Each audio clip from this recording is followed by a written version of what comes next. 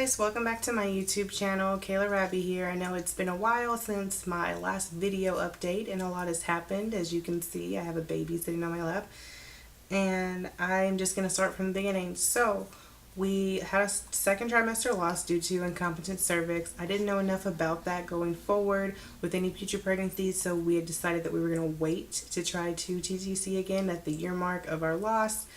That didn't work out because we found out we were pregnant on our own with her. And I want to say, for those people who don't understand what TTCing is, or how could you not know, or why was it a surprise, it's a surprise because I've been with my husband for 5 years at that point, going on 6, and we'd never gotten pregnant necessarily on our own, and when we did, it was a miscarriage. So this was just a big surprise for us, and I wasn't taking anything, I wasn't doing vitamins, I wasn't exercising, I was just going to work and going home. Found out we were pregnant, and I got a blood test to confirm it, and then I decided to tell everybody on Facebook and keep all our family and friends updated because we have a lot of relatives out of state. And my doctor was really great with everything. He was very attentive throughout my entire pregnancy. I'm super grateful for him and his staff. We had our first high-risk appointment when I was roughly 12 weeks, and at that ultrasound, Chris had decided the baby looks like a girl, and so we had a bet that if the baby was a girl, he would name her, and then if it was a boy, I would name him. And I say we guessed at 12 weeks because we can't exactly have them check the gender that soon. I know other states can, but here in Missouri you have to wait until 16 weeks, or you can get a blood test to confirm it, the Harmony test. We decided not to do the Harmony test. We wanted to wait for sure till 16 weeks and get just a visual ultrasound. So we found out she was a girl, and then Chris decided to name her Iris because he's really into Greek mythology, and it works out for both of our likings because Iris means rainbow. It's a technical term for it. It means rainbow. Here. And she's our rainbow baby, so it worked itself out. I chose the middle name Anastasia literally right after she was born, and they're handing me papers to write down the information for her name. And initially we had chosen Penelope, and Chris was like, oh, this works. And then when I wrote down Anastasia, I was still kind of doped up from meds, so I wrote the name down wrong, and the nurse had to adjust it for me. But Chris looked at me and he's like, what's wrong with you? Why would you name our daughter after 50 Shades of Grey? That's not why she got the name Anastasia. It's because of the movie Anastasia. I like Disney. So yeah, Iris Anastasia is her name. She was born January 16th of this year, and she's 5 months old, and she's already teething. She doesn't have teeth. She can kind of sort of try to sit up, and she holds her heads up pretty great and everything, but right now we're waiting on those teeth to grow too. Okay, so back to my pregnancy. See, I got distracted. My pregnancy it lasted until 39 weeks, which we were super excited for. We didn't realize it would last that long because we had a lot of scares. I got a TBC placed at 12 weeks. I started showing signs of an infection 2 weeks later, which is pretty common with TBC. Medicine cleared it up, and then another 2 weeks later, I had another infection scare, and antibiotics cleared that up as well.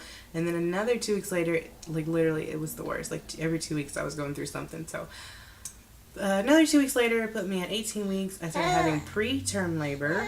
Oh, here, baby.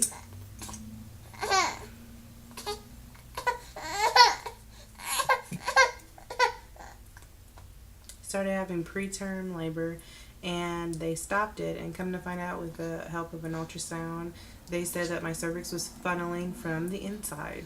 So that was really scary, and I basically got put on bed rest from 18 weeks to 32 weeks. I took myself off. I basically put myself on like modified bed rest by 32 weeks, as I figured 36 weeks is right around the corner, so I had nothing to worry about. I was very confident at that point in my cervical length holding up. But another thing that scared me was just the overall chance of her, being stillborn, because that's always a possibility with any pregnancy, and I felt like my pregnancy was already so rough.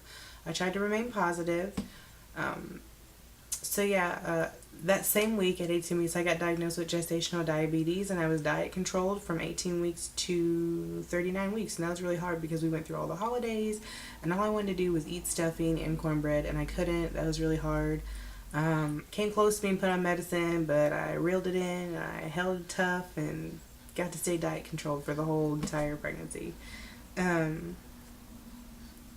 She was born at 39 weeks. Oh, sorry, let me flashback. So 36 weeks from 16 weeks to 36 weeks, I was on the progesterone injections to kind of help calm the uterus. That's been shown to help people with IC not go into preterm labor for the most part, and I say it done its job for the most part.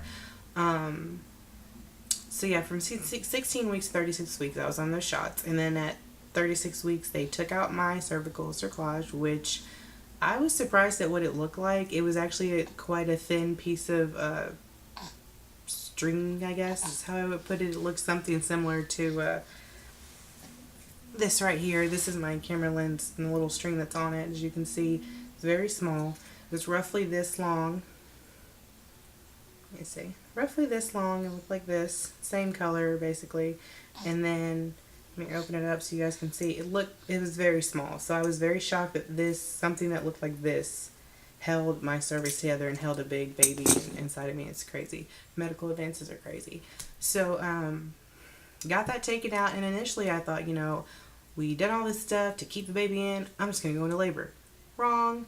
My cervix was dilated to like a 1, and then the next week it was like a 3, and then it stayed like that. And then by 39 weeks, my doctor was like, we're going to induce you. I got induced, and then it got kind of crazy. Things got a little uneventful, and I had to have an emergency cesarean section, and she came out at 8 pounds and 4 ounces, just perfect, 20 inches long. She had a lot of hair all over her body. She even had ear hair. It was like a half an inch long of ear hair, and now here we are.